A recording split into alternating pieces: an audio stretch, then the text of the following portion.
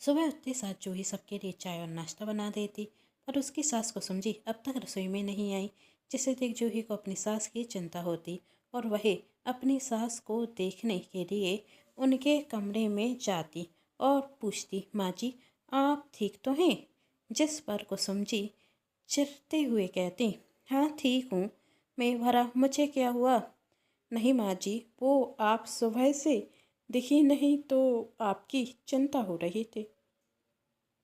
मैंने सोचा कहीं आपकी तबीयत तो नहीं बिगड़ गई।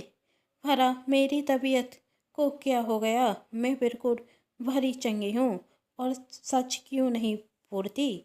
तुझे मेरी कोई चिंता नहीं हो रही थी।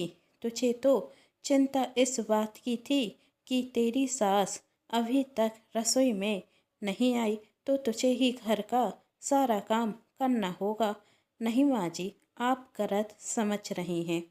भला मैं आपसे कब काम करने के लिए कहती हूँ? आप तो खुद अपने मन से करती हैं। जूही ने मासूमियत से कहा। तब कुसुम जी कहती, अब मैं तेरी इन मीठी मीठी बातों में नहीं आने वाली। और तुझे क्या लगता है मैं तेरी यही चालाकी नहीं समझती? अरे माँ जी, क्या हो गया आपको? मुझे तो कुछ समझ में ही नहीं आ रहा है। आप कह क्या रही हैं? चल जा जा यहाँ से, कुसुम जी ने कहा। सुन जूही भी चुपचाप रसोई में आ जाती और सोचने लगती, आखिर माँ जी को हो क्या गया? वह इतने गुस्से में क्यों है? आज के पहले तो ऐसा कभी नहीं हुआ, बल्कि मेरे सोकर उठने से पहले माँ जी जग जाती थी और मेरे राख मना करने पर भी काम करती थी। फिर आज अचानक से माँ जी इतनी कैसे बदल गई? कहीं मुझसे कोई गलती तो नहीं हो गई? मेरी किसी बात का माँ जी को बुरा तो नहीं रख गया? यहाँ जूही सोच रही थी उसकी सास की इस अचानक नाराजगी के पीछे उसकी कोई गलती तो नहीं, पर बात तो कुछ और थी। दरअसल कुसुम जी से उनकी पुरानी दोस्त ललिता जी मिलने आई थी। उस वक्त कुसुम जी खाना बना रही थी, जिसे देखते हुए ललिता कहती, अरे कुसुम तू यह क्या कर रही है? तब कुसुम जी ने कहा, अरे ललिता तेरी नज़र कमज़ोर हो गई है क्या? दिख नहीं रहा खाना बना रही हूँ। हाँ तो क्यों बना रही है? ललिता जी कहती। तब कुसुम जी हंसते हुए कहती, अरे खाना खाने के लिए ही बनाया जाता है। तू भी ना जाने कैसी बहकी बहकी बात कर रही है। तब ललिता कहती, अरे मैं बहकी बहकी बात नहीं कर रही हूँ। तू बहक गई है। अब तेरी बहू आ गई है तो उसे संभालने देना रसोई। तू क्यों ये सब काम कर रही है? फिर कुसुम जी ने हंसते हुए कहा, बहू आ गई है तो क्यों, क्या हुआ? और बहू तो बाजार गई है, उसे कुछ ज़रूरी सामान खरीदना था तो वह बाजार गई है।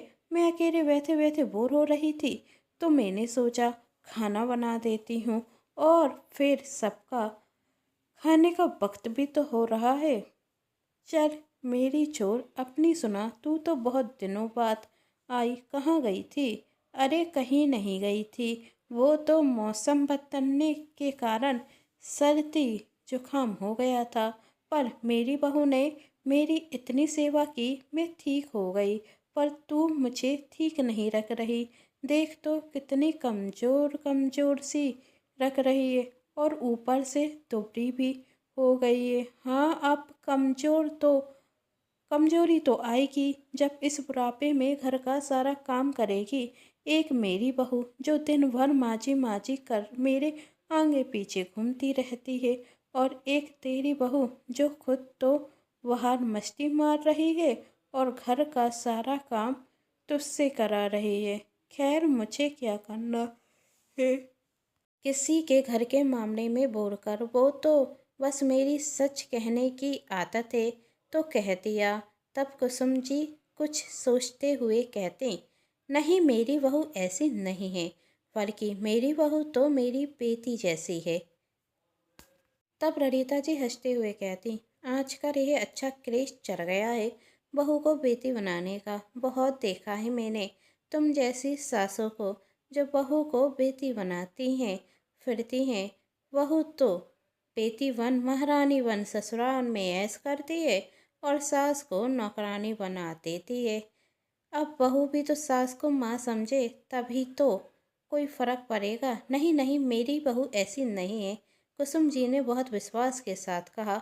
वही तो मेरी बहुत चिंता करती है, वही तो दिख रहा है। ललिता जी बीच में ही बोलती, कितनी चिंता करती है आपकी बहू? आपकी खुद तो बाहर घूम रही है और आपसे यहाँ काम करा रही है। यदि मेरी बात पर विश्वास नहीं तो देख लेना, जब आपकी बहू आएगी तो कहेगी, अरे माँ जी आप क्यों परेशान हुई, मैं आ तो रही थी, बना देती खाना। मेरा काम तो है तुझे समझाना, तो मैं तुझे समझा रही हूँ।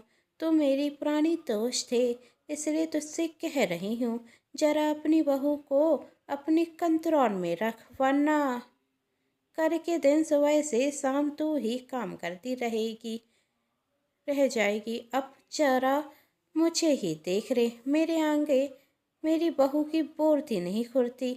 मेरी इज्जत के बिना मेरे घर में एक पत्ता भी नहीं हिल सकता। कहते हुए ललिता जी जैसे जाने वाली थी, तभी वहाँ जूही आती और ललिता जी से नमस्ते कर अपनी सास से कहती, अरे माँ जी आप क्यों परेशान हुई, मैं आकर खाना बना देती। तब कुसुम जी कहती, बहू खाना बनाने का इतना शौक है तो समय पर आना चाहिए है ना। अब जा मेरे लिए और ललिता के लिए चाय बना कर रख। ठीक है माँ जी, कहते हुए जूही रसोई में चली जाती और ललिता जी कुसुम जी के मन में वही आग लगा जाती जिससे सास बहू से नफरत करने लगती, जिसका एक पहलू आप सब देख चुके हैं। जो कुसुम जी अपनी बहू के हर काम में हाथ बटाती थी, अब वह घर का कोई काम नहीं करती और जूही से रूठी रूठी सी रहती।